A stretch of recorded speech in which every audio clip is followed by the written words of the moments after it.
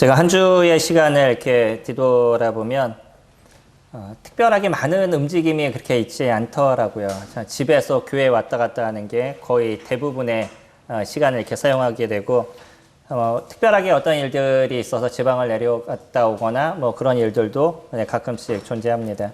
이번 주에도 지방을 좀 장례식이 있어서 지방을 이렇게 잠깐 갔다 왔었는데 많이 움직인 것 같았는데 일주일을 한번 이렇게 생각해 보면 사실은 그렇게 많이 움직인 부분들이 아니더라고요.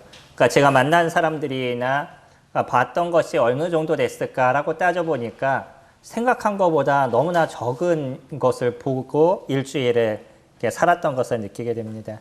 선생님들은 어떠셔요? 일주일 동안 보신 것이 얼만큼 되셔요? 집에서 아이를 키우는 분은 맨날 아이만 봤을 것이고 또 회사를 이렇게 다니시는 분들은 거의 회사에 비슷한 부분들을 이렇게 보는 다람쥐 쳇바퀴 돌듯이 저희가 그러한 인생을 살아가죠. 그러면서 제가 느낀 그 한 가지가 뭐냐면 내가 갖고 있는 시선이 얼마나 좁은가라는 것을 생각해 보게 됐습니다. 우리의 인생을 살면서 사실은 그렇게 많은 것을 보거나 많은 것을 알고 살아가지는 않는 것 같아요. 그럼에도 불구하고 많은 사람들이 나는 참 많은 것을 알고 있는 것처럼 생각을 갖고 있는 거죠. 그러니까 내가 갖고 있는 생각이 옳다라고 얘기하는 많은 사람들의 이야기를 듣지만 막상 그 사람이 경험하거나 그 사람이 알고 있는 것이 어느 정도냐라고 따지면 그렇게 많지 않을 수도 있다는 겁니다. 그래서 저희들의 시선을 조금 바꿀 필요가 있고요. 시선을 바꾼다는 게 내가 보는 것이 바뀌어지는 것만은 아닌 거죠. 그러니까 시선이라는 이 자체가 내 눈에 보여지는 것만을 갖고 우리는 시선이라는 표현을 쓰지는 않습니다. 왜냐면요. 똑같은 것을 보지만 그 똑같은 것을 인식하는 것이 다른 거예요. 오늘 교회를 나오셨는데 교회를 나오시는 데 있어서 똑같은 것을 보고 계십니다. 그러시죠? 오셔서 똑같은 분들의 얼굴을 같이 봤었어요. 근데 인식하시는 것은 또 다 다르시다는 거예요. 내가 어떤 인식을 갖고 있느냐, 난 오늘 이 교회에 왜 왔느냐라는 생각에서부터 시작해서 집에 돌아갈 때 무엇을 보았느냐까지 나중에 다 각자 이야기를 한번 들어보면 다 다른 이야기를 아마 하실 겁니다. 그 이유 중에 하나가 무엇이냐면 내가 아는 만큼 또 내가 생각하는 것만큼 보이는 것이 다르기 때문인 거예요. 주일 학생들에게 있어서 교회를 가자 그러면 교회는 어떤 면에서 놀이터 뭐 이 정도의 생각을 또 가질 부분들이 있겠죠. 근데 성도님들이 생각하는 교회는 어떠셔요? 오늘 무엇 때문에 나오셨어요? 이게 시선에 대한 부분입니다. 똑같은 것을 보지만 그 인식하는 것이 다르다는 거죠. 많은 사람들이 교회를 가지만 교회를 가는 목적 중에 하나가 뭐냐면 은혜를 얻기 위해서예요. 성도님들 어떠셔요?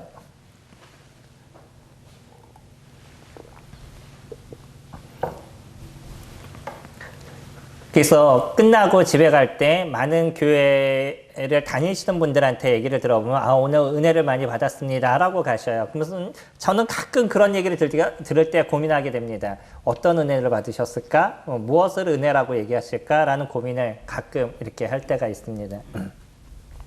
그러면요, 집에 계실 때는 은혜가 없으시고 교회 오시면 은혜가 있으시나요? 교회 와서 어떤 분은 은혜를 받으시는데 어떤 분은 또 상처를 받으시죠. 각자 느끼시는 부분들이 다 다른 부분들이 있습니다. 근데 어떤 정확한 인식, 우리는 교회에 왜 나오느냐라는 기본적인 인식의 어떤 정확한 차이가 중요한 부분들을 갖고 있는데 최소 저희들은요, 하나님을 예배하기 위해서 나온다는 거예요. 그러니까 주님이 나에게 어떤 은혜를 베풀어 주세요 라는 것보다 더 큰 것이 무엇이냐면 이미 나에게 주신 은혜에 대해서 주님 앞에 감사하고 주님을 높이는 시간들을 갖는 게 저희가 함께 모이고 있는 이 교회에 참여하고 있는 가장 큰 이유가 되고 있는 거죠.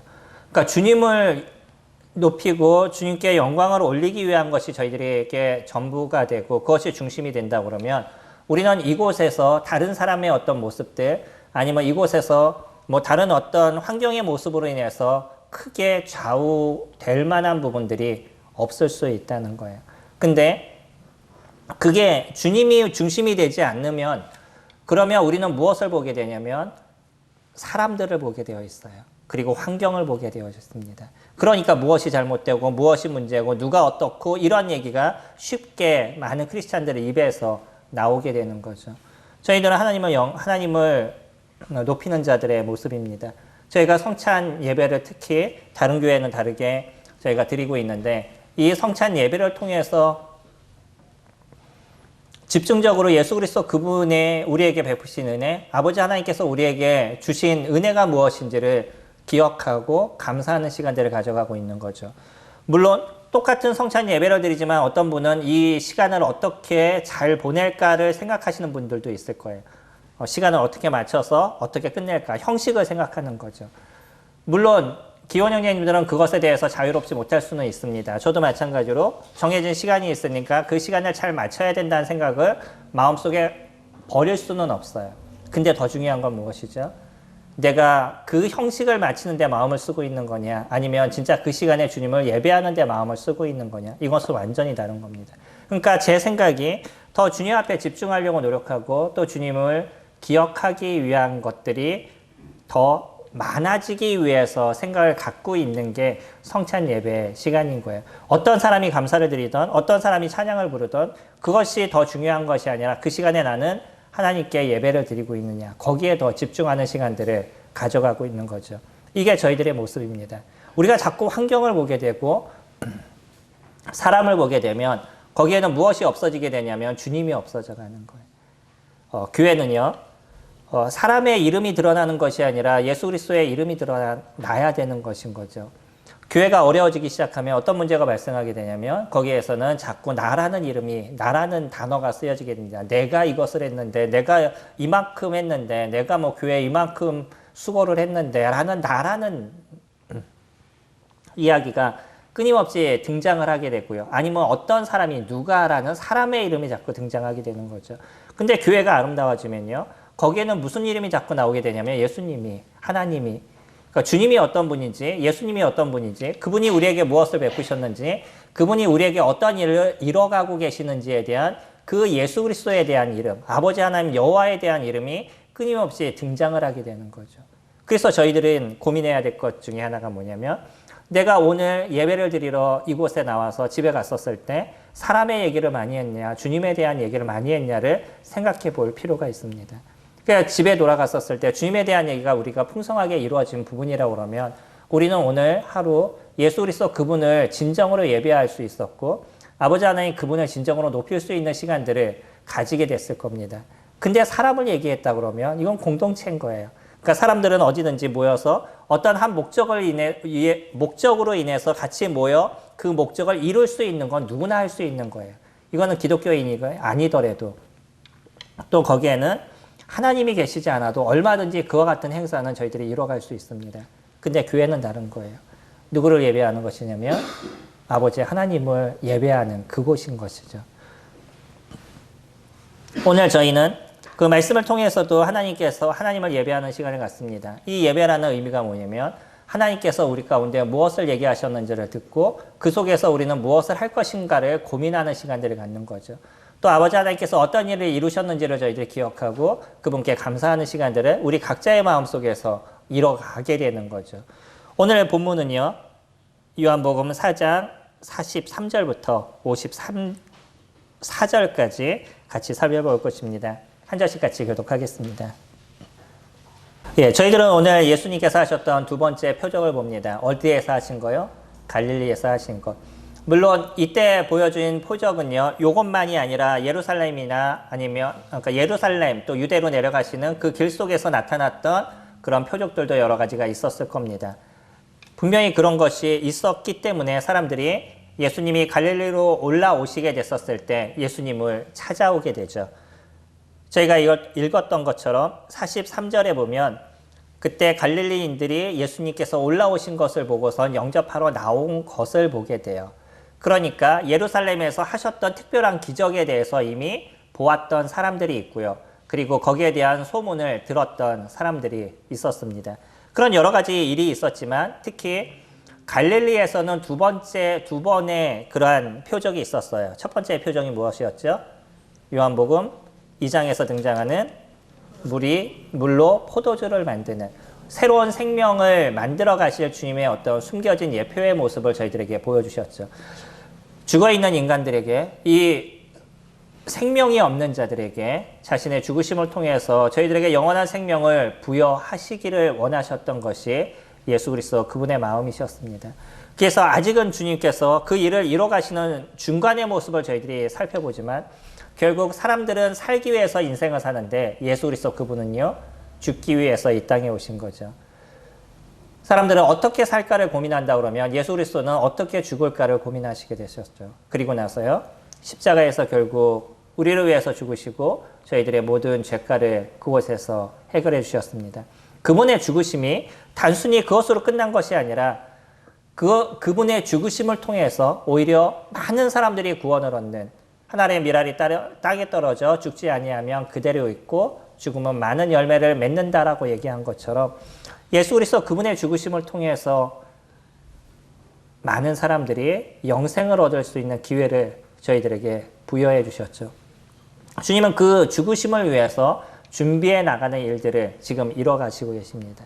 그 중에 첫 번째가 물이 포도주가 되는 그러한 이적을 보여주셨다면, 그런 표적을 보여주셨다면, 두 번째 표적으로는요, 왕의 신하를 살리는 그 표적을 저희들에게 보여주시죠. 요한은 특히 거기 이런 표적에 번호를 붙여주고 있어요. 다른 공간복음하고는 조금 다르죠. 요한은 왜 그것을 중심적으로 얘기를 하고 있는지는 정확하지 않지만, 그러나 이런 표적에 대한 번호를 지금 저희들에게 붙여주고 있습니다. 그래서 두 번째, 표적을 통해서 저희들에게 얘기하고 싶은 그런 내용이 숨겨져 있다는 것을 알게 하죠. 43절부터는 이렇게 시작합니다. 이틀이 지남에 예수께서 거기를 떠나 갈릴리로 가시며 친히 증언하시기를 선지자가 고향에서는 높임을 받지 못한다 하시고. 왜 갑자기 이와 같은 얘기를 하실까요? 그전에는 어디에 계셨었죠? 우리가 42절 그 위쪽으로 보면 예수님은 어디를 통과하셨냐면 사마리아를 통과하셨습니다. 사마리아를 통과하시고 이제 그분이 가시기를 원하셨던 갈릴리로 도착해 가고 있는 중간에 대한 모습이에요. 근데 사마리아를 통과하시고 나서 갑자기 뭐라고 얘기하시냐면 고향에서는 높임을 받지 못한다라는 표현을 쓰셔요. 이건 그렇다고 그러면 고향을 어디로 얘기하시느냐, 이거는 보는 분에 따라 조금 다를 수가 있습니다. 왜냐하면 공간복음이라고 우리가 얘기하는 마태, 마가, 누가 복음에서는 예수님의 고향을 어디로 얘기하냐면 나사렛으로 얘기를 합니다. 그래서 나사렛 예수라는 표현을 저희가 쓰고 있죠. 거기가 예수님이 태어난 곳은 아니죠. 예수님이 태어난 곳이 어디죠? 예, 베들레헴이시죠. 그리고 예수님께서 자라신 곳은 나사렛입니다. 근데 예수님께서 이런 표현을 쓰실 때 여기하고 비슷한 표현을 공간복음에서 같이 사용을 하시는데, 선지자가 고향에서는 높임을 받지 못한다라는 표현을 쓰실 때는 그때는 나사렛이라는 동네에서 생긴 문제를 얘기하실 때 그런 표현을 사용하셨어요. 그래서 마가복음 6장 4절이나 또 다른 데를 살펴보면 이런 표현을 그럴 때 사용하십니다. 그러니까 고향이라고 얘기하면 어디를 얘기하는 거예요? 사실은 나사렛을 얘기하고 계시는 거죠. 근데요, 오늘 우리가 보고 있는 이 문맥 속에서는 예수님은 나사렛하고는 전혀 상관없는 지역을 다니고 계신 거예요. 먼저 어디에 계셨냐면 예루살렘에 계시다가 예루살렘에서 올라와서 사마리아를 통과해서 지금 다시 갈릴리로 오셨어요. 물론 갈릴리라는 그 큰 대 안에 무엇이 숨겨 있냐면 나사렛이라는 동네가 있습니다. 뭐 성남으로 얘기한다 그러면 중원구 안에 상대원이 있듯이 당시 갈릴리라는 큰 곳 안에 나사렛이라는 동네가 있어요. 근데 지금 얘기하시는 거는 그런 동네에 대한 부분을 얘기하지 않는 것으로는 정확하게 보여지는 거죠. 아마 주님께서 얘기하신 여러 가지 의미가 있을 텐데 그 중에 어디를 통과하시면서 그와 같은 얘기를 하셨냐면 사마리아를 통과하시면서 그와 같은 얘기를 하셨어요. 그러면 주님은요, 어떠면 예루살렘을 놓고 얘기하실 수도 있고요, 어떠면 유대라는 이스라엘이라는 전체를 놓고 얘기하실 수도 있습니다. 사마리아는 이스라엘 사람들에게 있어서는 그들은 자신의 민족으로 인정하지 않는 이스라엘 사람임에도 불구하고 유대인들이 유대인으로 인정하지 않는 곳이 사마리아라는 그런 지역이었었죠. 조금 전에 예수님은 이 사마리아를 통과하면서 한 여인에게 복음을 전해요. 근데 그 여인이 주님을 믿고 나서는 자신의 동네로 들어가서 동네에 있는 사람들에게 예수님에 대해서 선포를 합니다. 그 이야기를 듣고 많은 사람들이 주님 앞에 나오게 돼요. 그래서 예수님의 말씀을 듣고 거듭남의 역사를 그들이 얻게 됩니다. 그러면서 그들이 그런 표현을 쓰죠. 42절에 그 여자에게 말하되 이제 우리가 믿는 것은 내 말로 인함이 아니니 이는 우리가 친히 듣고 그가 참으로 세상의 구주신 줄 알미라 하였더라. 그들은요, 예수 그리스도 그분을 누구로 인정했냐면 이 땅에 오신 메시아, 자신들을 구원하실 구세주로 인정했습니다. 이것이 믿음인 거죠. 우리가 갖고 있는 믿음이라는 것은 예수 그리스도 그분이 어떤 분인지에 대해서 우리가 인정하는 것이에요. 예수님 그분이 우리를 구원하실 구세주를 우리가 인정하느냐, 그러지 않느냐, 이것을 믿음이라고 얘기를 하죠. 내 죄가 있느냐 없느냐 이것이 중요한 것이 아니라 더 중요한 것은 무엇이냐면 예수 그리스도 그분이 나의 주님이시냐 그러지 않느냐는 거예요. 그분이 나의 주님이시다라는 표현을 우리가 쓰게 됐었을 때 그때부터 우리들의 삶이 누구에게 딱 고정이 되어져 가냐면 예수 그리스도 그분에게 고정이 되어져 가는 거죠. 조선이 건국되고 나서 이성계는 당시에 그 유명한 학자였던 정몽주를 자신의 나라의 그 일꾼으로 쓰기로 원했습니다. 그래서 그에게 얘기를 하죠. 그래서 이방원이 가서 얘기하잖아요. 그 이런들 어떠하리 저런들 어떠하리 만수산 드렁치기 얽혀진들 어떠하리 라고 얘기하면서 정몽주가 다시 그 이성계를 왕으로 인정하기를 원하는 마음을 얘기를 합니다. 그랬더니 정몽주가 뭐라고 얘기를 하셔요? 이 몸이 죽고 죽어 100번 고쳐 죽어라고 또 쭉 얘기를 하시죠. 네. 정몽주는요, 그 나라 안에 살고 있지만 누구를 왕으로 인정하지 않아요? 이성계를 왕으로 인정하지 않았습니다. 동일한 나라에 있어도 그 마음의 시선, 그가 무엇을 보고 무엇을 느끼냐에 따라서 달라지는 거예요. 물론 그 나라의 땅의 왕은 이성계였습니다. 그러나 정몽주 그분의 마음에서는 그분을 왕으로 인정이 되었지 않은 거였었죠. 우리는 동일하게 이 땅을 살아갑니다. 이 땅에 살아가는 많은 사람들이 있는데 그 사람들 중에 하나님 나라에 있는 사람들을 어떤 사람이라고 얘기하냐면 예수 그리스도, 우리를 위해서 이 땅에 오신 예수 그리스도 그분을 마음의 구주로 영접한, 다시 얘기하면 예수 그리스도 그분이 나의 주님이 되시는 그러한 자들을 하나님의 나라의 백성이다라고 얘기를 합니다. 그래서 이러한 백성은 누구에 대한 얘기를 듣냐면 하나님에 대한 얘기를 듣고요. 예수 그리스도 그분에 대한 이야기를 듣는 삶을 살아가는 거예요. 그러면 시선에 대한 차이가 있다는 것을 저희가 느끼게 되죠. 정몽주는요, 조선에 살지만 그러나 왕으로 보여지지 않는 거예요. 그 사람이 하는 행동은 다 무엇으로 보여지냐면 반역자의 모습으로 보여지고 있는 거죠.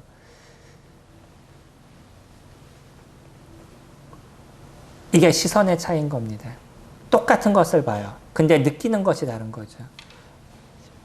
지금 이스라엘 백성들을 향해서 주님은 이야기하십니다. 선지자가 고향에서는 높임을 받지 못한다라고 얘기하시면서 오히려 45절에 가면 무슨 얘기가 나오냐면 갈릴리인들이, 그러니까 유대인들이 누구를 영접하러 나와요? 예수님을 영접하러 나옵니다. 예수님을 영접하러 나오는데 그 이유가 뭐냐면 명절 때 예루살렘에서 하셨던 일을 그들이 보았기 때문이에요. 그래서 예수님께 나왔어요. 그러면 이들의 모습은요, 예수님을 영접한 사람들일까요? 예수님을 인정한 사람들일까요? 그러지 않는 사람들일까요? 우리는요, 여기서 볼 수 있는 하나가 있습니다. 왜 주님께서 44절에서 이와 같은 얘기를 하셨냐는 거예요. 이들은 예수님을 영접하러 나왔지만, 예수님을 맞으러 나왔지만 사실은 그들은 무엇을 위해서 예수님을 생각했냐면 그가 했던 표적과 이적에 관심을 두고 있었다는 거예요. 예수라는 분이 그런 사람이 있는데 그 사람이 예루살렘에서 이와 같은 특별한 이적을 보이시고 이러한 특별한 기적을 보였는데 나도 그런 기적이 무엇인지 그 이적이 무엇인지를 보고 싶었던 거죠. 그리고 그 사람이 그와 같은 일들을 이루어서 어떠면 지금의 이 로마의 압제를 받고 있는 우리의 모습에서 우리를 좀 벗어나게 해주지 않을까라는 기대감도 그들에게 있었습니다.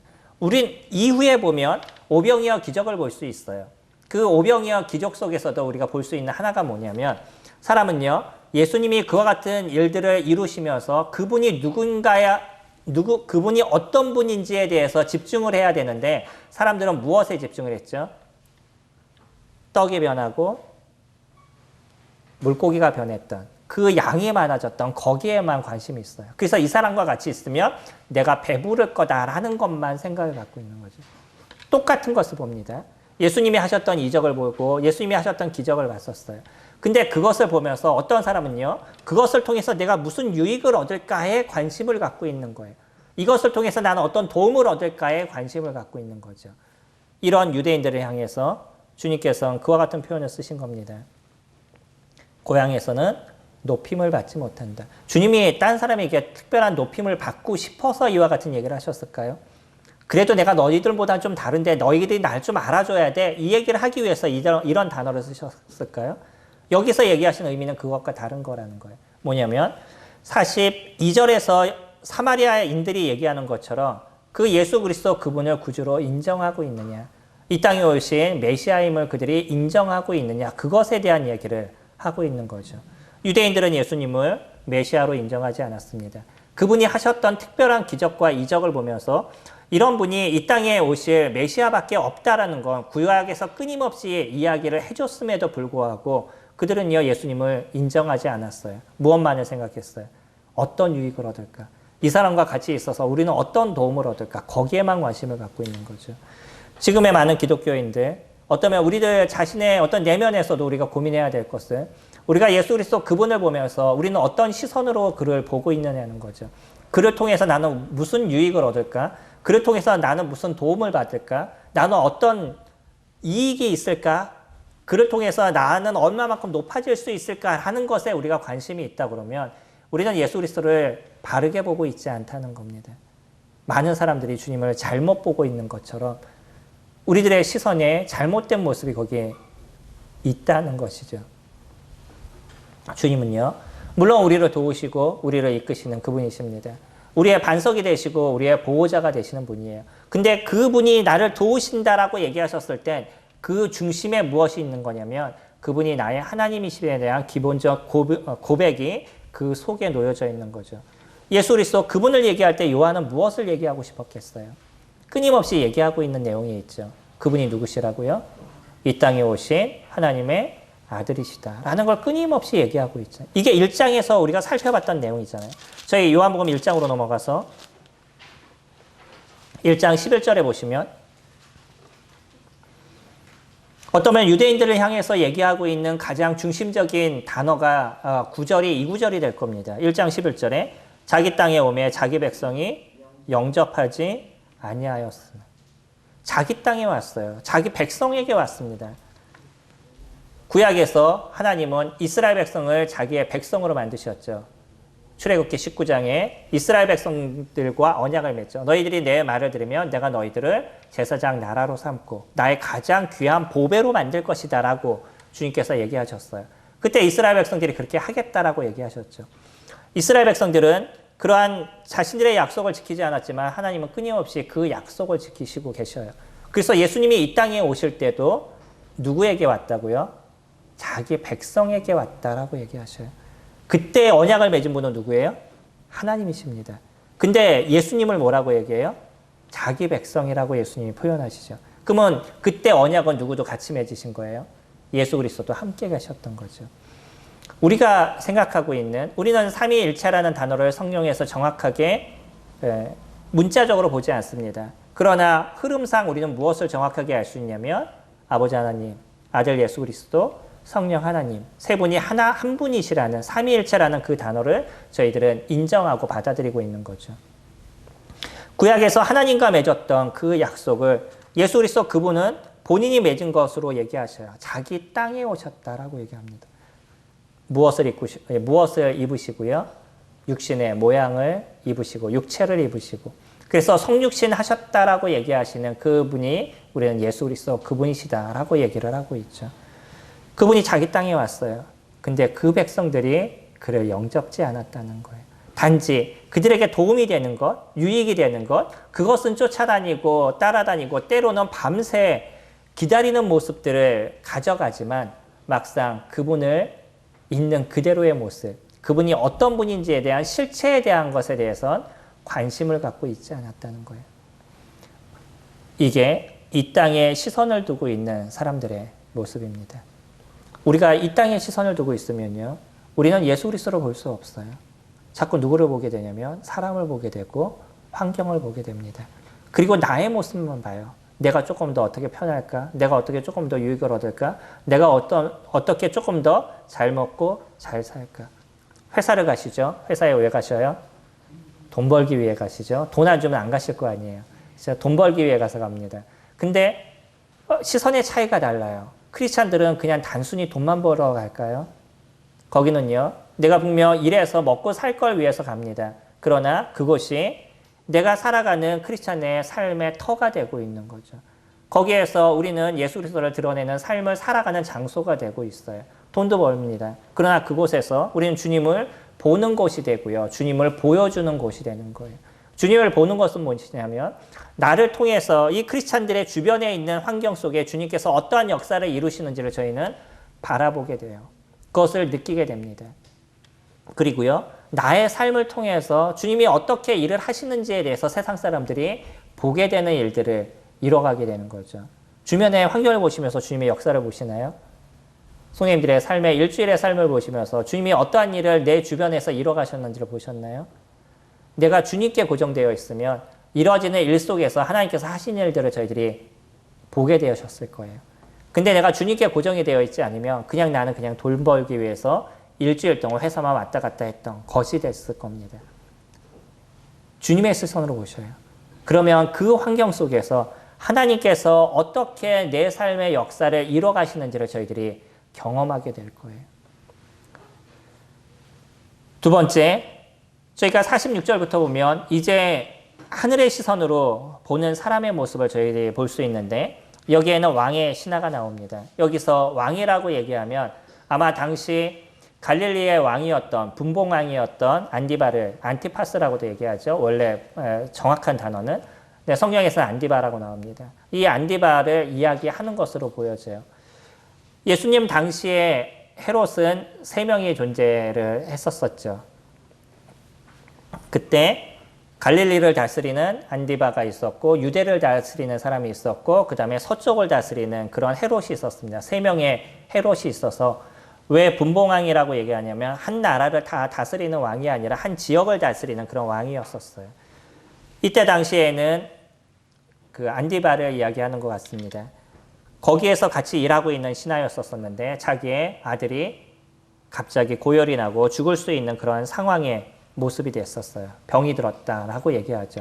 근데 그때 당시에 이 왕의 신하가 누구에 대한 소문을 들었냐면 예루살렘에서 특별한 기적과 이적을 보시고 표적을 보여줬던 한 사람이 있는데 그 예수란 사람이 있었더라라는 이야기를 그가 듣게 되죠. 그 얘기에 있어서는 그 얘기를 듣는 순간에 무엇에 딱 고정이 되어져 갔냐면 내 아들을 살릴 사람은 오직 이분밖에 없다라는 그 하나의 생각으로 딱 고정이 되어져 버렸어요. 그래서 그가 있었던 지역이 어디였냐면 46절에 어디라고 얘기하죠? 그의 집이 가버나움이었습니다. 물론 갈릴리 안에 속해 있는 지역이에요. 근데 거기에서 예수님께 오는 거리도 그렇게 녹록치 않은 거리를 걸어와야 되는 거죠. 다른 것이 중요하지 않았습니다. 그는요, 예수라는 분을 만나서 자기 아들을 살리는 것, 이것이 더 중요했던 거죠. 그래서 예수님께 그가 달려가게 됩니다. 그러면서 예수님께 얘기를 하죠. 47절.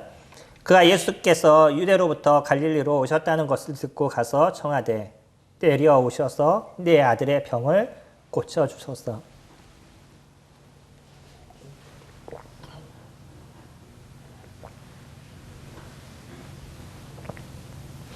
아니 그가 거의 죽게 되었습니다. 예수님이 여기서 다시 한번 표현했어요. 뭐라고 얘기하시냐면 예수께서 이르시되 너희는 표적과 기사를 보지 못하면 도무지 믿지 아니하니라 라고 얘기하시죠. 그러면서 신하가 이르되 주여 내 아이가 죽기 전에 내려오소서. 예수께서 이르시되 가라 내 아들이 살아있다 하니 그 사람이 예수께서 하신 말씀을 믿고 가더라. 차이가 뭐예요? 그는요 예수님이 분명히 가버나움으로 좀 와서 고쳐주기로 원했었어요. 그래서 좀 같이 가주세요 라고 얘기했는데 예수님은 뭐라고 얘기하시냐면 그냥 가라고 얘기했어요. 그러면 그가 나을 거라고 얘기를 했죠. 이 신하는요 그 한마디를 믿고 발걸음을 다시 옮기게 됩니다. 한번 생각해 보셔요. 어떤 의원을 찾아갔는데 그 사람이 조금 있으면 나을 거예요. 걱정 말고 집에 가세요. 그러면 집에 가시게 되겠어요? 아니면 어떻게 하든 그 사람을 좀 데려가려고 노력하겠어요? 근데 이 사람은요 발걸음을 옮겼어요. 왜냐하면 그분의 말씀의 권위를 인정했다는 거예요. 주님은 여기서 다시 한번 그런 표현을 씁니다. 표적과 기사를 보지 못하면 도저히 믿지 못한다. 이스라엘 사람들이 같이 모여있는 사람들에게 그들이 갖고 있는 패역함과 그들이 갖고 있는 연약함에 대한 것을 다시 한번 짚어요. 그리고 어떠면 이 왕의 신하에게 있어서도 그가 갖고 있는 믿음에 대한 부분을 생각해 볼 수 있는 도전을 주셨던 것 같아요. 근데 이 신하는요 누구에게 집중했냐면 주님의 말씀에 집중을 했습니다. 세상 사람들은요 아니면 그곳에 모여있는 사람들은 그분을 통해서 나는 무슨 유익을 얻을까라고 고민했다 그러면 이 왕의 신하는 그분의 말씀의 권위, 예수 그리스도 그분 자체에 마음을 두고 있었던 거죠. 그렇기 때문에 그는 일어나서 다시 내려갈 수가 있었어요. 내려가는 동안에 얼마나 불안했을까요? 주님의 말씀을 딱 들었으니까 내려갈 때 그래 완전히 나을 거야 라는 확신을 갖고 내려갔겠어요? 내려가는 도중에 그 시간이 다 불안했겠어요? 모든 시간이 불안했을 겁니다. 그 한 발 한 발 뛸 때마다 진짜 나을까? 이것이 사실일까? 라는 고민을 했겠어요? 안 했겠어요? 끊임없는 고민을 했습니다. 그러나 차이가 있어요. 내가 마음에 고민을 한다 할지라도 그분의 얘기를 듣고 움직이는 사람이 있냐 그러지 않느냐의 차이인 거죠. 그것을 인정하고 발걸음을 뛸 수 있느냐 그러지 않느냐의 모습이었었어요. 51절 내려가는 길에서 그 종들이 오다가 만나서 아이가 살아있다 하거늘 그 낫기 시작한 때를 물은즉 어제 7시에 열기가 떨어졌나이다 하는지라. 그의 아버지가 예수께서 내 아들이 살아있다 말씀하신 그때인 줄 알고 자기와 그 온 집안이 다 믿으니라. 확신을 여기서 갖게 된 거죠. 그분이 진짜 이 땅에 오신 구세주셨구나 라는 확신은요 자신이 그 믿음 속에서 발걸음을 띄었었을 때 하나님께서 하신 역사를 진정으로 그가 맛을 보고 나선 자기뿐만 아니라 그 가족에 다 구원을 얻는 은혜를 그들이 얻게 되죠. 시선의 차이입니다. 예수 그리스도를 어떻게 보느냐는 것이 그분을 통해서 나는 무슨 유익을 얻을까? 그분을 통해서 나는 어떠한 돈을 벌까? 그런 것이 아니라요. 그분이 어떤 분이시냐라는 것에 대한 시선의 차이. 이 시선의 차이가 완전함의 삶의 변화를 저희들에게 이루어가고 있는 거죠. 우리는 주님을 예배하는 자입니다. 그리고 그 예배를 위해서 마음을 쓰고 있는 자들인 거죠. 주님을 기억하게 될 때 주님을 통해서 나는 무엇을 얻을까를 생각하기 이전에 이미 우리는 예수 그리스도 그분이 나에게 베푸신 그 은혜가 너무나 놀랍고 큼을 매일마다 기억하고 주님 앞에 감사하는 시간들을 갖는 존재인 거죠. 더 어떤 것을 나에게 채워주지 않는다 할지라도 이미 내가 받은 그 역사가 이미 내가 받은 그 구원의 은혜가 너무나 놀랍기 때문에 그것만 갖고도 충분히 하나님을 경배하고 내 삶의 모든 것을 주님 앞에 드린다 할지라도 부족함을 갖지 않는 그런 마음을 갖고 있는 것이 저희들의 모습인 거죠. 그래서 저희들은요 매일의 삶에 하나님의 역사를 맛보게 되고 매일의 삶에 그분을 경배하는 시간들을 이뤄가고 있습니다. 똑같은 우리는 하루를 보내요. 그 똑같은 하루 속에 여러 가지 많은 사람들을 만나고 그 하루 속에 여러 가지 일들이 발생하게 되는데 그 일어나는 일들과 만나는 사람들 속에서 우리는 하나님이 무엇을 하시는지를 볼 수 있는 영안이 있는 거죠. 많은 사람들은요 우연히 이런 일들이 일어났다라고 얘기를 하고요. 그래 뭐 재수가 좋았나 보다라는 표현을 쓰기도 하고 어떨 때 왜 나는 이런 재수가 없지라는 표현을 쓰기도 하지만 우리는 그 모든 속에 누가 계신다는 것을 인정하냐면 예수 그리스도의 그분의 손길이 있다는 것을 인정하고 있습니다.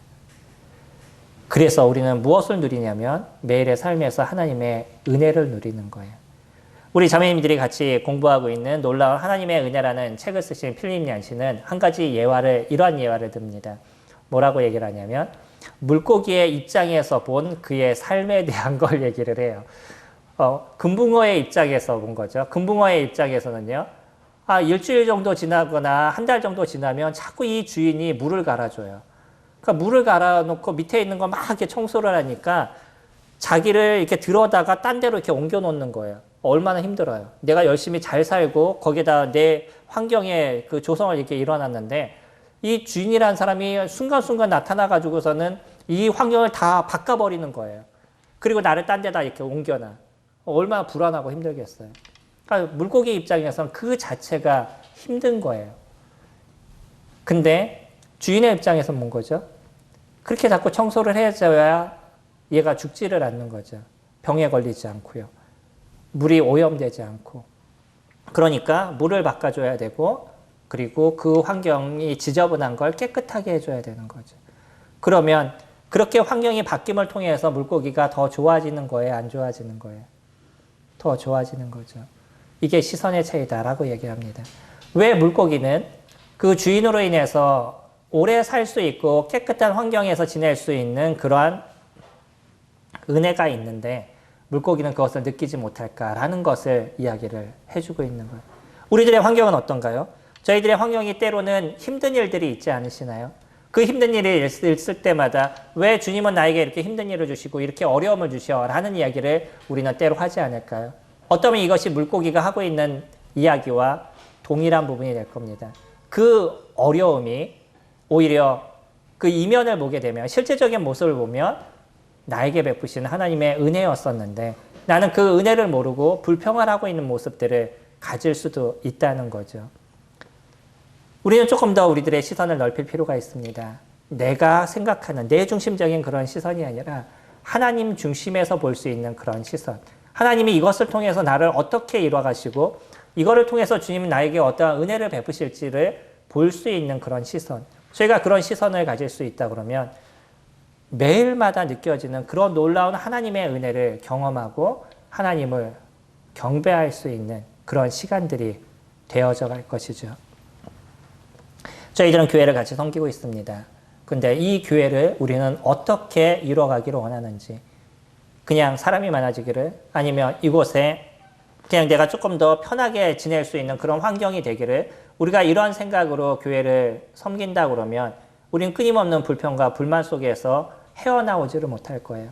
그러나 저희들은 이곳에서 하나님이 어떻게 영광을 받으시고 이곳에서 어떻게 하나님의 이름이 드러나게 할지를 고민하면서 주님 앞에 나오고 있습니다. 그래서 오늘은 어떻게 주님의 이름이 크게 일어날지, 오늘은 또 다른 성도를 통해서 나타났던 하나님의 역사가 무엇인지를 나는 어떻게 경험할지, 그래서 나는 내 마음속에 일어나는 주님을 어떻게 높일지에 대해서 우리가 고민하면서 이 교회를 만드시기를 원한다 그러면 이 교회 안에서 진정한 하나님의 역사가 일어나는 모습들을 저희들이 보게 될 거예요. 그리고 이곳에 누군가 함께 오게 됐었을 때 그들이 자신도 정확하게 모르지만 그러나 분명히 이곳은 뭔가 다르다는 것, 이곳엔 진짜 하나님의 역사가 있다는 것, 하나님의 은혜와 사랑이 있다는 것을 느낄 수 있는 부분들을 가지게 될 겁니다. 유대인들이 갖고 있던 시선들, 그들이 갖고 있던 시선들은 땅을 보는 시선이었어요. 자기네 삶만을, 자기네 유익만을 보는 그런 시선이었죠. 그러나 그 왕의 신하는요, 그의 시선을 예수 그리스도 그분에게 두었습니다. 하늘에 두었던 거죠.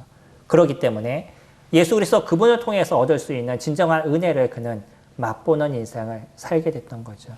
저희들도요, 우리들의 시선을 어디에 놓을 것인가 끊임없이 생각하시고 또 우리의 시선을 하늘에 두시면, 그러니까 우리들의 시선을 예수 그리스도 그분, 아버지 하나님 그분 앞에 우리가 둔다 그러면 우리가 세상을 보는 관점과 세상을 느끼는 하루의 관점이 완전히 달라지시리라 생각이 됩니다. 하나님의 놀라운 은혜를 매일마다 경험하시는 저와 성도님들이 되시기를 소망합니다.